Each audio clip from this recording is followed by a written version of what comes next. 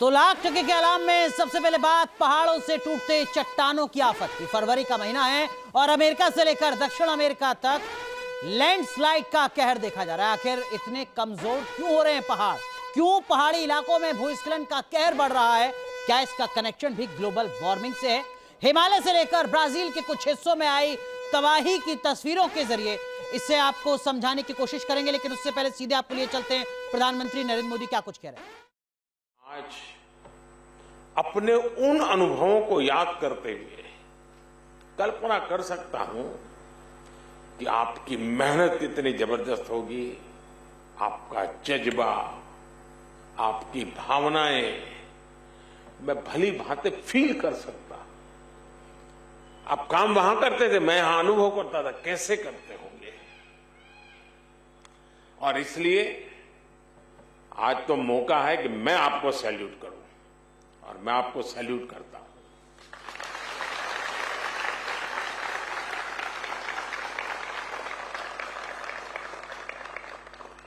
साथियों, जब कोई अपनी मदद खुद कर सकता है तो आप उसे सेल्फ सफिशिएंट कह सकते हैं, लेकिन जब कोई दूसरों की मदद करने में सक्षम होता है तो वो सेल्फलेस होता है। ये बात व्यक्तियों पर ही नहीं बल्कि राष्ट्रों पर भी लागू होती है। इसलिए भारत ने बीते वर्षों में सेल्फ सफिशिएंसी के साथ साथ सेल्फलेसनेस की पहचान को भी सशक्त किया है। तिरंगा लेकर हम जहां भी पहुंचते हैं वहां एक आश्वासन मिल जाता है कि अब भारत की टीमें आ चुकी हैं, तो हालात ठीक होना शुरू हो जाएंगे। और जो सीरिया का उदाहरण बताया कि जो बक्से में जो ध्वज लगा था, बक्सा उल्टा था तो ऑरेंज कलर नीचे था, केसरिया रंग नीचे था, तो वहां के नागरिक ने उसको ठीक कर करके और गर्व से कहा कि मैं हिंदुस्तान के प्रति आदर से धन्यवाद करता हूं। तिरंगे की यही भूमिका हमने कुछ समय पहले यूक्रेन में भी देखी। जब भारतीय नागरिकों के साथ साथ संकट में फंसे अनेक देशों के साथियों के लिए भारत का तिरंगा ढाल बना। ऑपरेशन गंगा सबके लिए आशा बन करके उसने एक बहुत बड़ी एक मिसाल कायम की।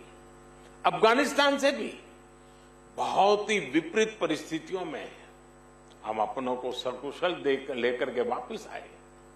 हमने ऑपरेशन देवी शक्ति चलाया। हमने यही कमिटमेंट कोरोना वैश्विक महामारी में देखा।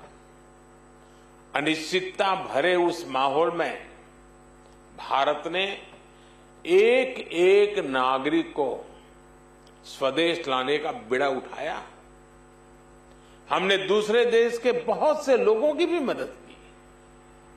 ये भारत ही है जिसने दुनिया के सैकड़ों जरूरतमंद देशों को जरूरी दवाएं, वैक्सीन पहुंचाई। इसलिए आज दुनिया भर में भारत के प्रति एक सद्भावना है।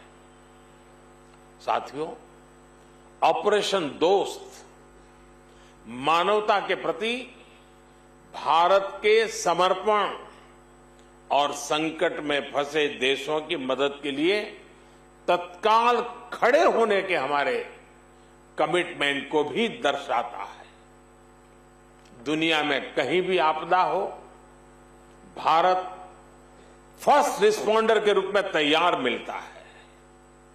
नेपाल का भूकंप हो, मालदीव में, श्रीलंका में संकट आए हो, भारत सबसे पहले मदद के लिए आगे आया।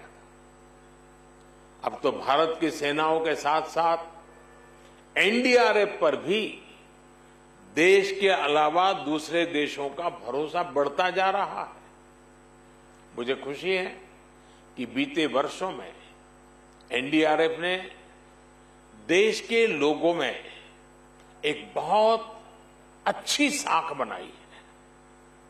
देश के लोग आपको देखकर ही कहीं पर भी संकट की संभावना हो, साइक्लोन हो, जब जैसे ही आपको देखते हैं तो आप पर विश्वास करना शुरू कर देते हैं, आपकी बात मानना शुरू कर देते हैं। संकट की किसी घड़ी में, चाहे वो साइक्लोन हो, बाढ़ हो या फिर भूकंप जैसी आपदा, जैसे ही एनडीआरएफ की वर्दी में आप और आपके साथी फील्ड पर पहुंचते हैं, लोगों की उम्मीद लौट आती है, विश्वास लौट आता है। ये अपने आप में बहुत बड़ी उपलब्धि है।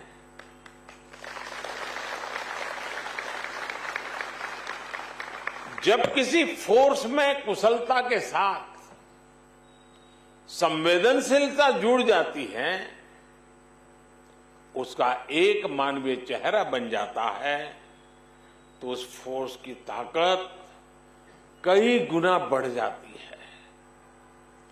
एनडीआरएफ की इसके लिए मैं विशेष रूप से प्रशंसा करूंगा। साथियों, आपकी तैयारियां को लेकर देश आश्वस्त है, लेकिन हमें यही नहीं रुकना है। हमें आपदा के समय राहत और बचाव के अपने सामर्थ्य को और अधिक बढ़ाना है। हमें दुनिया के सर्वश्रेष्ठ राहत और बचाव दल के रूप में अपनी पहचान को सशक्त करना होगा। और इसलिए मैं जब आपसे बात कर रहा था तो लगातार पूछ रहा था कि अन्य देशों के लोग जो आए थे, उनका वर्क कल्चर, उनका स्टाइल ऑफ फंक्शनिंग, उनके इक्विपमेंट, क्योंकि